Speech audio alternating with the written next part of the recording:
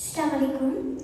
আমি এখন কবি মাইকেল মধুসূদন দত্তের কপোতাক্ষ নদ কবিতাটি আবৃত্তি করছি।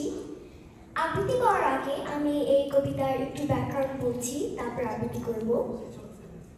এই কবিতাটি একটি চতুর্দশপদী কবিতা, ইংলিশে বলে সনেট। অর্থাৎ কবিতাটি 14 লাইনের এবং প্রত্যেক লাইনে 14টি অক্ষর আছে।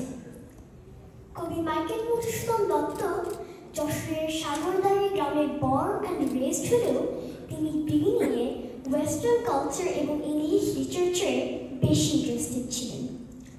পরবর্তীতে উনি যখন ফ্রান্সে ছিলেন, ওনার কিছু কষ্টের অভিজ্ঞতা হয় এবং ভুল ভুলেন।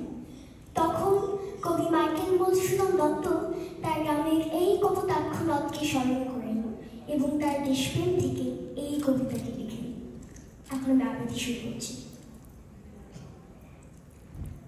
সতত হে নদ, তুমি পড়ো মোর মনে, সতত তোমার কথা ভাবি বিরলে, সতত যেমতি লোক নিশার স্বপনে, শুনে মায়া মন্ত্র ধ্বনি তব কল কলে, চূড়ায়ে গান আমি ভ্রান্তির ছলনে, বহু দেশে দেখিয়াছি বহু নদদলে, কিন্তু স্নেহের তৃষ্ণা মিটে কার জলে, দুগ্ধ স্রোতরূপী তুমি জন্মভূমি স্তনে, আর গৃহে হবে দেখা যতদিন যাবে, প্রজারূপে রাজরূপ সাগরের দিতে, বাড়িরূপ করো তুমি এই মিনতি গাবে,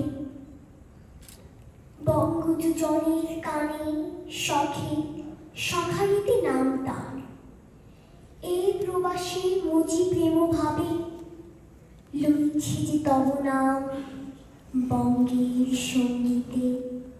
ধন্যবাদ।